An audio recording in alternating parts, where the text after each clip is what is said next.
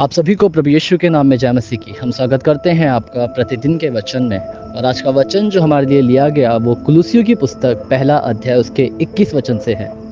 मेरे प्रियो, यहाँ पर इस प्रकार से लिखा हुआ है, उसने अब उसकी शारीरिक देह में मृत्यु के द्वारा तुम्हारा भी मेल कर लिया, जो पहले निकाले हुए थे और बुरे कामों के कारण मन से बैरी थे। हालेलुया। मेरे प्रियो, मैं इस वचन को अगर आपके सामने सरलता से पेश करूं तो यहाँ पर लिखा है, पौलुस कुलुस्सियों की कलीसिया को ये लिखता है कि जब मनुष्य जाति ने पाप किया और परमेश्वर से बैरी हो गए, परमेश्वर से दूर हो गए, परंतु अब मसीह यीशु ने शरीर में मृत्यु को सहकर आपका मेल कराया है, आपका परमेश्वर से मेल कराया है।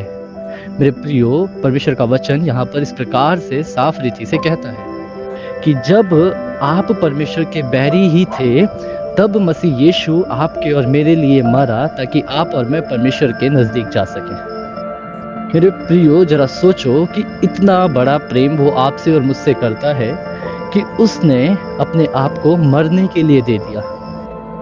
हाँ मेरे प्रियो, जरा सोचो शरीर का मरना क्या है, उसके बाद कुछ नहीं, सब खत्म। पर मेरे प्रियो, परमेश्वर का वचन वहाँ पर उसे दोबारा से जिलाता भी है, उसे दोबारा से आज़ाद भी करता है उस मृत्यु से, ताकि आप और मैं इस बात को समझ पाएँ कि हाँ, वो मसीह यीशु सिर्फ एक इंसान ही नहीं परंतु वो परमेश्वर का पुत्र भी है। और मेरे प्रियो, वो आपके लिए भी वही कर सकता है, आपको इस संसार के लिए मार कर और एक प्रेम भाव के लिए दोबारा से पैदा कर सकता है, दोबारा से उत्पन्न कर सकता है आपकी आत्मा में, आपके प्राण में, आपके मन में। मेरे प्रियो, तो मेरे प्रियो, क्यों ना हम उस परमेश्वर के समीप जाएं जिसने आपको और मुझे अपने मेल मिलाप के द्वारा अपने करीब कर लिया है, जिसने यीशु मसीह के द्वारा आपको और मुझे अपने करीब ले आया है। हालांकि वो बैरी था हमारा, हालांकि हम उसके बैरी थे, हमने पाप किया, परंतु अब जब उसने आपको और मुझे अपने करीब किया है और वो चाहता है कि हम उसके प्रेम में बने रहें, उसकी संगति में बने रहें और उसके साथ एक रिश्ते को बनाकर रखें, तो क्यों ना हम ऐसा करने पाए जिस प्रकार से पौलुस लिखता है, जिस प्रकार से पौलुस करता है। मेरे प्रियो, पौलुस तो ऐसी किसी मुसीबत के द्वारा मसीह यीशु के पास नहीं आया था। जैसे आप में से, हम में से बहुत से ऐसे लोग हैं कि हमारे जीवन में कुछ मुसीबतें आई, कुछ परेशानियां आई, तो हमने परमेश्वर को याद किया, हमें मसीह यीशु मिला, उसने हमें आज़ाद किया और परेशानी और मुसीबतों से। पर पौलुस के जीवन में तो ऐसा कुछ नहीं था। वो तो बस लोगों को सताता था और लोगों को जब वो सताता था तो परमेश्वर ने उसे दर्शन देकर बोला कि तू मेरे लोगों को या मुझे मत सता। बस इतना ही करके यीशु मसीह ने पौलुस को दर्शन दिया।